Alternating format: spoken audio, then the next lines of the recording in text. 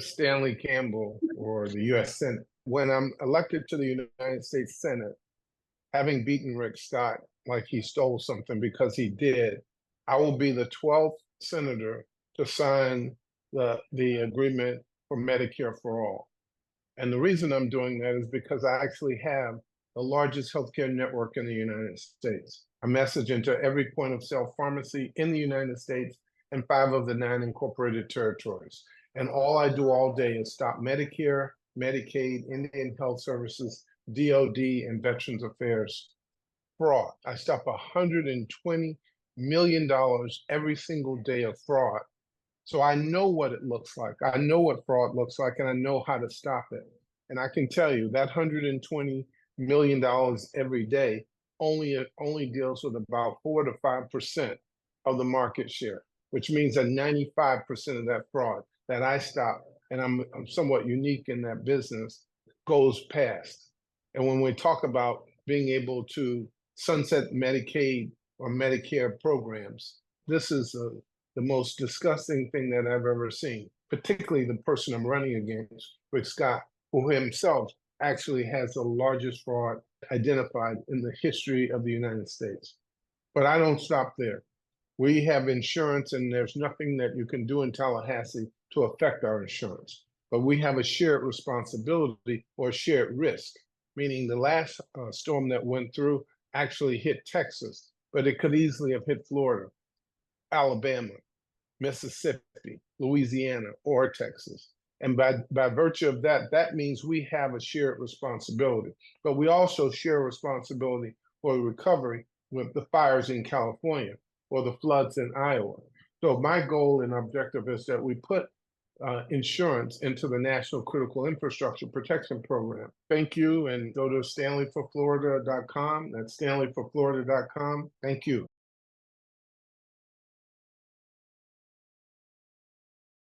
So my name is Jen Perlman, and for people who do not know me, I am running up here in District 25, challenging Debbie in the primary. The operation we have right now is incredible.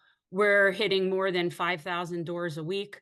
We have an operation like I can't even have fathomed in 20. So like the fact that we got close to 30%, we didn't even hit anywhere near what we're hitting now. So it's really exciting. But, you know, when I'm listening to everything that affects everybody here, and you specifically talking about housing and healthcare, what is very clear to me is that they have the same problem, in that our legislators are bought by the same corporate donors, which are preventing us from having affordable housing and healthcare. Both of those things are being caused by corporate predatory greed. And we see that basically in every industry. So the goal of my campaign and what I'm going to do is get the corporate money out, all the special interest money out. I am sick and tired of these corporate tools. I really am. It's absurd. I don't need the job. I don't need the money, and I'm not looking for a career. So if people want to know what I'm about, my number one is single payer healthcare. I will fight to that forever. That to me will help the most amount of people in the shortest amount of time. So that to me is always going to be my number one. My number two is housing. And obviously that is a combination of things that are both state and federal. Unfortunately, a lot of our nonsense here that we're dealing with is a Tallahassee situation. But imagine what would it be if you had a federal representative that wasn't beholden to, I don't know, real estate developers, that was using their platform to actually fight for you. Debbie has taken 100,000 this cycle alone from real estate developers. That's just this cycle. So how can we expect people that are on the take to help fight for us for anything? And living wage jobs, also a really key thing. I would suggest that housing would be affordable if people earned a living wage.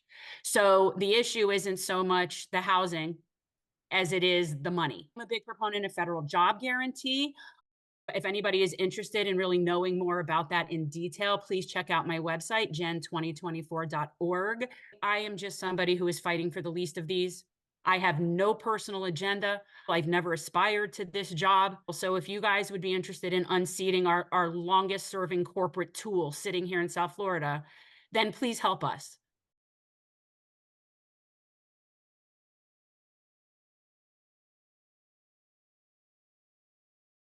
The Labor Community Alliance of South Florida is an alliance of labor and community organizations and individuals who believe in advancing working class power and social justice based on a foundation of fighting racism and discrimination in all its forms.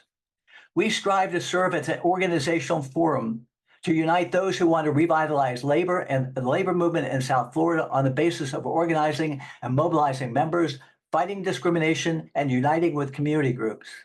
We know that community groups will be stronger with active alliances with labor, and that the movement will be stronger when we all are working together. Aspiring to build such an alliance is one thing. Building it is another. We're not there yet, but we can be further along that road if you join us. Many unions and community groups have larger resources than we do. They face adversaries with bigger resources than we do. We don't pretend to have that level of money, but we do have networks. We do have skills. We do have a voice that can contribute, and we can amplify those strategies that need to be implemented at this critical moment. So join us. Please consider joining us. United, we will win.